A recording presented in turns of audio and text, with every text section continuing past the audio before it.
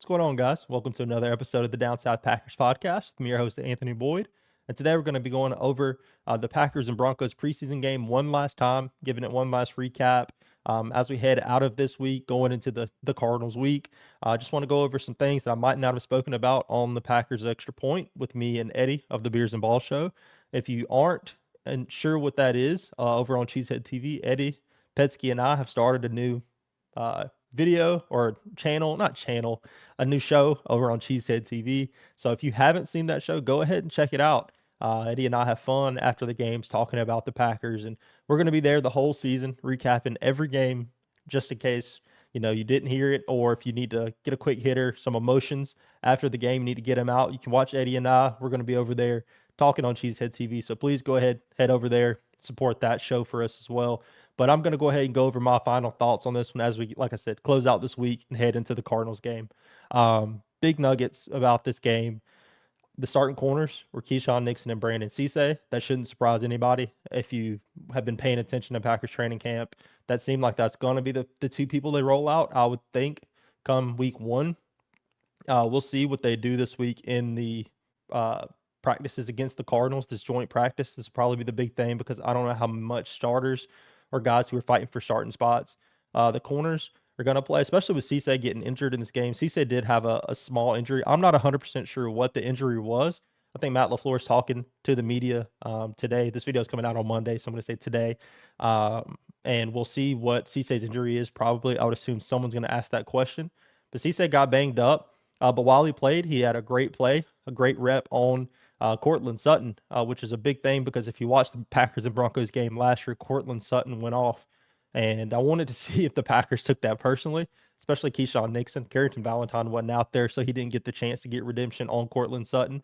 But Brandon Cisse had a great rep against Courtland Sutton, where Courtland Sutton was running a go ball. His first step was outside. Courtland Sutton's step was outside to try to close the leverage on Cisse, try to get him off balance. He did a couple stutter steps to try to throw Cisse off. Cisse didn't bite. He stayed very sound, waited for Courtland Sutton to close the gap between them. And when Courtland Sutton closed that gap, Cisse glued to him, and there was nowhere for Bo Nix to throw the ball. It sailed over Courtland Sutton's head. It was a great rep by the rookie against a very seasoned vet in Courtland Sutton. So I'm pumped to see him play well. Obviously, I've been banging the Cisse drum. I'm all on the Cisse train, as many Packer fans are. But it's good to see him play well.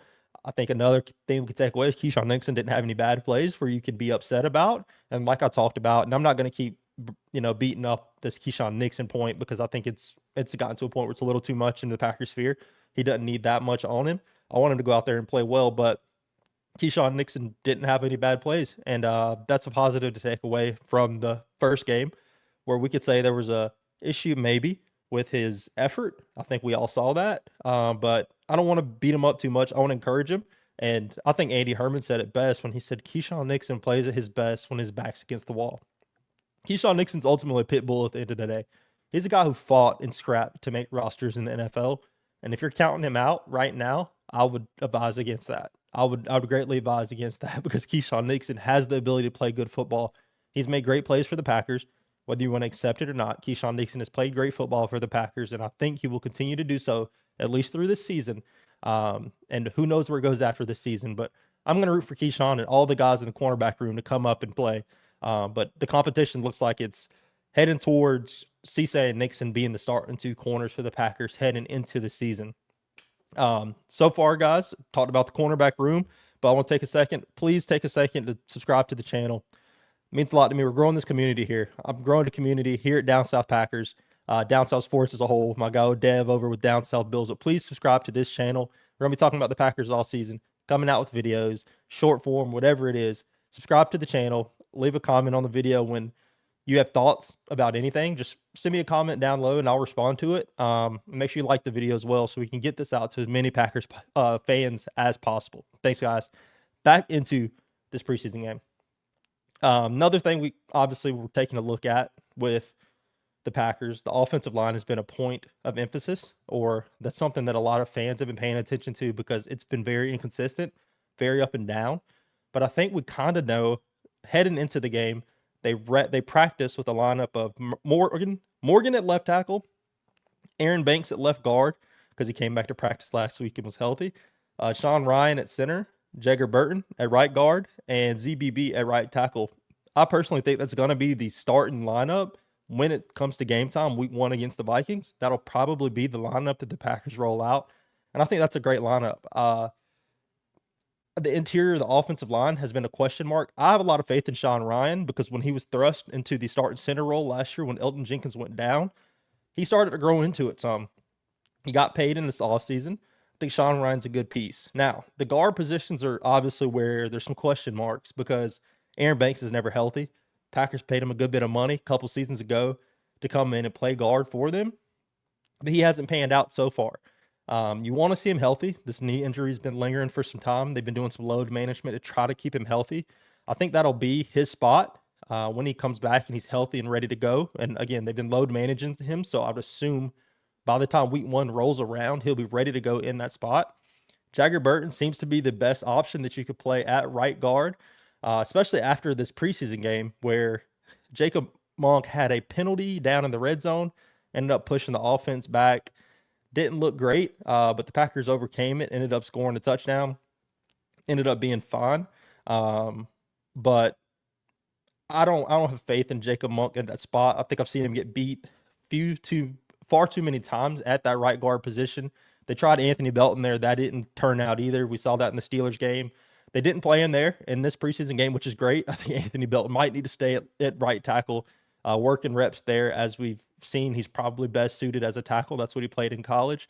So put Jagger Burton there, who's played great in the preseason. He continued that in this game.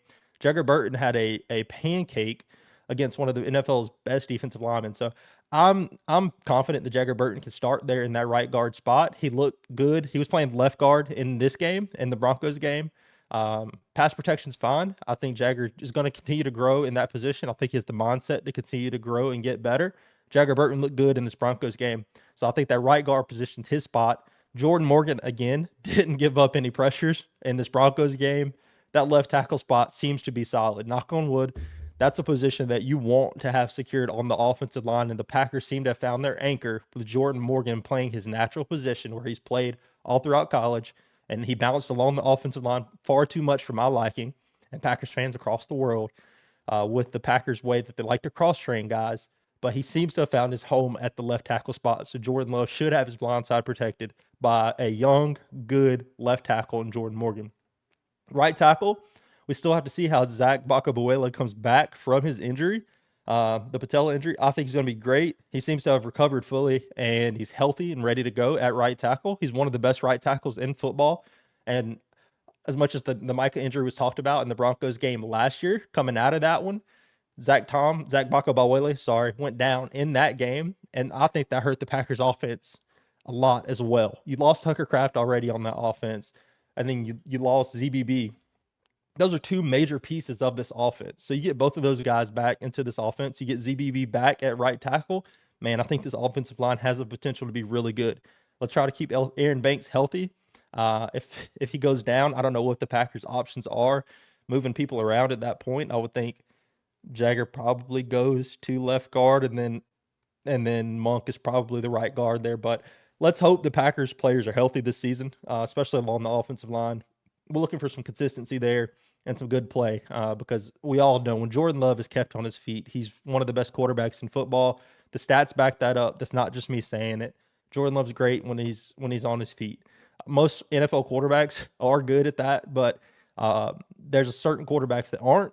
But Jordan Love is definitely one of those guys that just transcends and gets to an elite level once you keep him on his feet. He's pretty good against the blitz too, but I prefer to see Jordan Love on his feet, not taking hits. And for as much pressure as he's been under, since he's been the starting quarterback at times, Jordan Love hasn't been sacked much, which is something that's interesting because Jordan Love doesn't take sacks. And as much as the media wants to push it, he's not a turnover machine, which is, I think Dan Orlovsky might have talked about it, where quarterbacks, you want to look at the number of sacks they take, the number of interceptions they throw. Jordan Love's not high in either one of those categories, and he performs and throws touchdowns off of it. So that's really good. The opening drive by the offense was great. Jordan Love looked masterful in that opening drive. I mean, the fourth and short play to Matthew Golden, the throw, he steps left a little bit, to kind of give himself some space in the pocket. He initially steps right and kind of jumps back left to give him some space and throws a solid arm around a defender that's jumping in the air. Beautiful throw to Matthew Golden in between two defenders. Golden catches it and has a little bit of run after the catch on Pat Surtain. Jordan Love, as they got down into the red zone, I forgot the linebacker for the Broncos, his name, but he bluffed a blitz, backed out of it. He had an answer. Jordan Love immediately had an answer. I think there's probably 5 seconds on the play clock, but he knew where he wanted to go with the ball, came up, set his protection a little differently or changed the play. I think it was a protection thing, though. Got the ball into Marshawn Lloyd's hands for a touchdown. Jordan Love looked really good. We want to see that consistently, though, from Jordan Love. That's probably the name of this season. They need him to be consistent and look as sharp as he did on that opening drive. And the sky's the limit for this Packers team if Jordan Love can do that. I have great faith in him. I think he'll be an MVP candidate if he comes out in the first 4 games in particular and plays really well. That's a rough environment week 1. If he goes in there and plays as well as he did in this Broncos game, 5 for 7, 59 yards, a touchdown. If he can do that kind of thing going into the season, I think this offense will be great. I think the receiver room's good.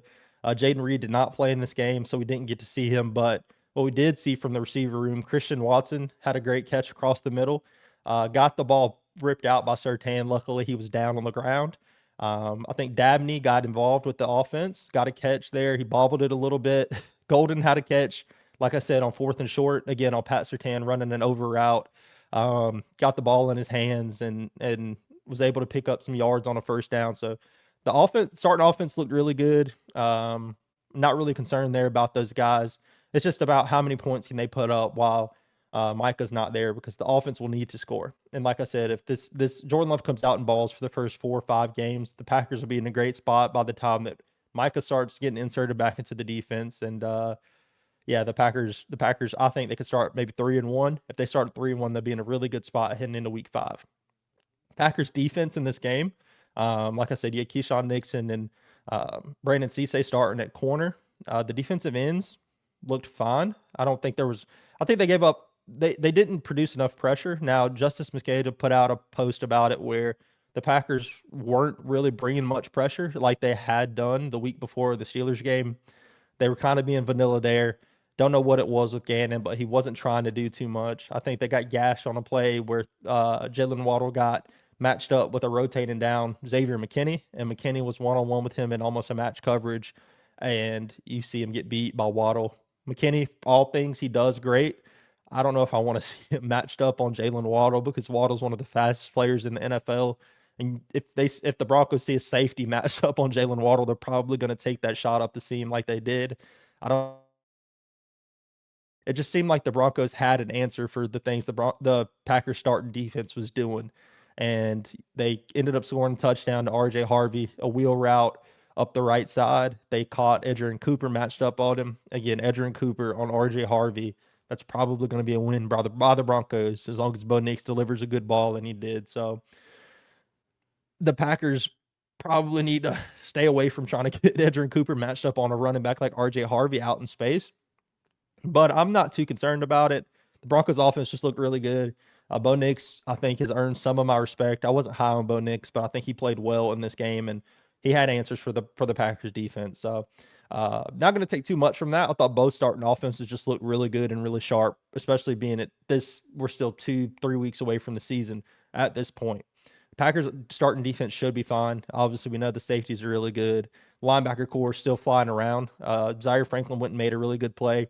A takeaway from the defense, I'd say, for this game is that Chris McClellan looked really good, which is good for the young guy, the defensive tackle out of Missouri. Their, what was a 3rd-round pick, I think he was. He looked really good in this game, adding some depth to that defensive line. Defensive tackles are going to be nasty for the Packers this year. They've all looked good so far in the reps that they've played. Now, just got to see what happens when the season rolls around. But you get Devontae Wyatt in the middle. You've got Javon Hargrave in the middle. Those guys are monsters. They're going to take up space. They're going to rush the passer too, which is big. Getting a pass rush from the interior of this defensive line, it's going to be key early in the season. Hopefully, you can free up a guy like Lucas Van Ness or Barron Sorrell, who seems to be the starter opposite of Lucas Van Ness here early in the season. But if you can get some interior pass rush to help those guys out, because we know Lucas Van Ness we're waiting for him to have a breakout, and hopefully this season is the season that he does it, because he doesn't have much sack production up until this point in his career. So if you can get a vet in the middle like Devontae Wyatt or Javon Hargrave to push a quarterback towards the edge where Lucas Van Ness can make a play, that'll help out a lot. This Packers pass rush has to be better than it was last year when Micah went down, or in the non-Micah reps when he wasn't on the field. Obviously, we know the Packers just didn't do much there in that front when Michael was gone and Devontae Wyatt also wasn't playing. So hopefully some of these guys can step up. I have faith in Barrett Sorrell. Another guy that still continues to look good is Brenton Cox. He's been producing.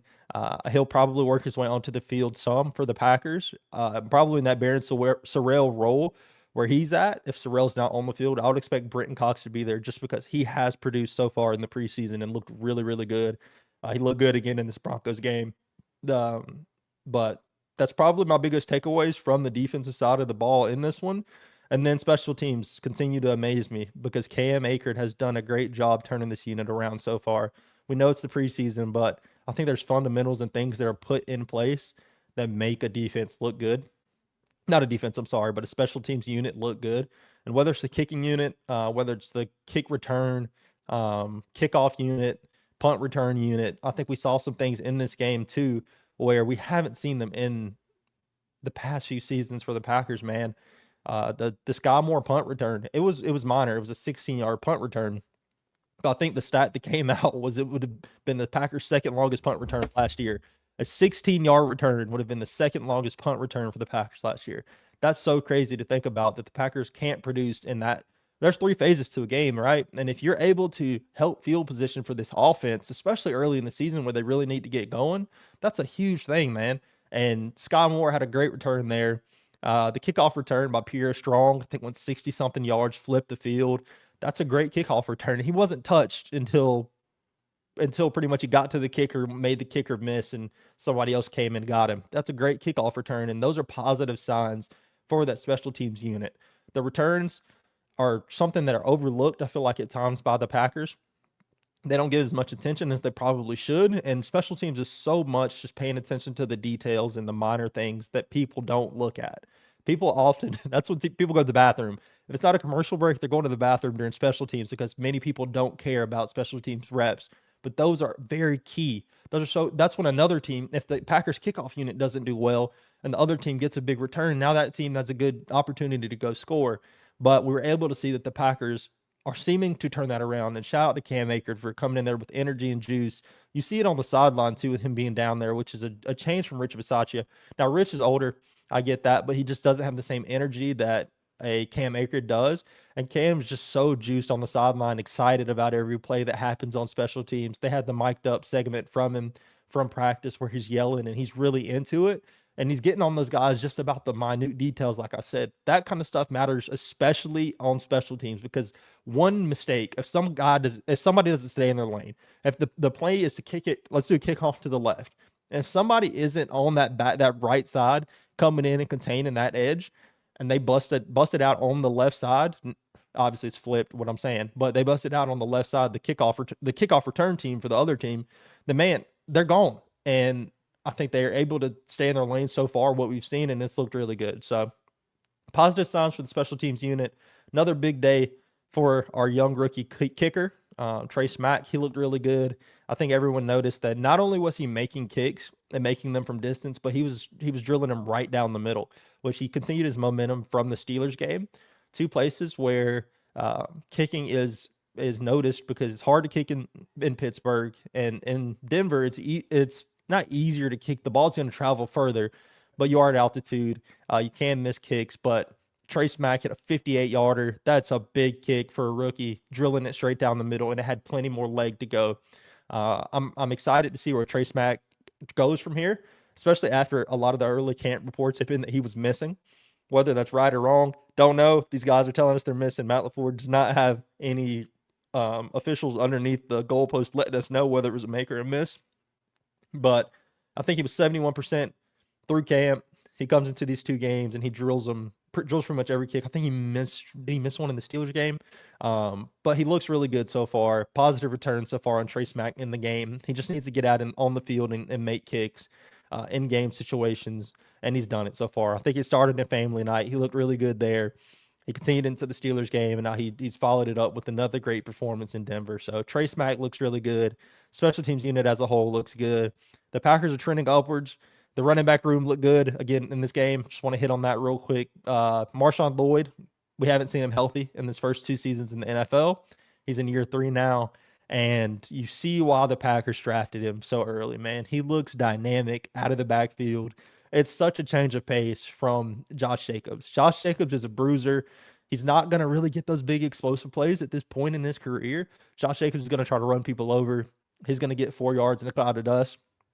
That's what he does. That's his running style now. He's still a threat out of the backfield. We saw it in that the great hands catch that he had against the Broncos last year, but you see what Marshawn Lloyd can do out of the backfield. He's a little faster, a little shiftier. He looks like the game slowed down for him a little bit in this one. He ran the ball better. The running backs as a whole look good. I think that's a testament to the offensive line and how much better they performed from week 1 of the preseason in the Steelers game.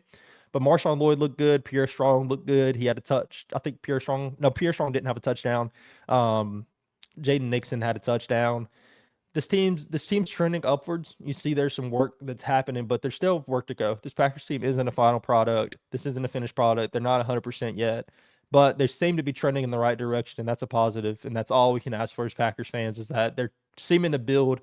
And there's a saying that seems to be going around the locker room. It might be a Matt LaFleur thing, because Jordan Love and Tucker Kraft have said it, but stacking days. They just want to keep stacking days, continue to get better, and they seem to be doing that. So the Packers are trending in the right direction. Gannon's going to have this defense right. I think that'll be fine. Special teams by Cam Akers looking good, and the offense is the offense. This guy's the limit for these guys. Matthew Golden looks poised for a breakout season. The season that a lot of people were hoping for last year, but now with the room being less crowded, Matthew Golden's probably going to have a great year.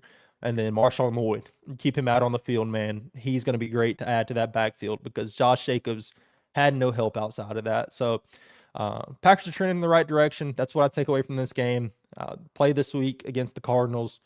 Probably you're not going to see the starters, more than likely. I think Matt LaFleur said that essentially. You won't see the starting quarterback or the receivers in this game. They're going to try to get a lot of the work in against the Cardinals in the joint practice. Hopefully we see some good reports out of that. They're in Lambeau for the first time this preseason. Hopefully the crowd's going to be rocking. But the Packers are trending in the right direction, guys. Let me know what you think about this Packers team and what you've seen so far through the first 2 preseason games.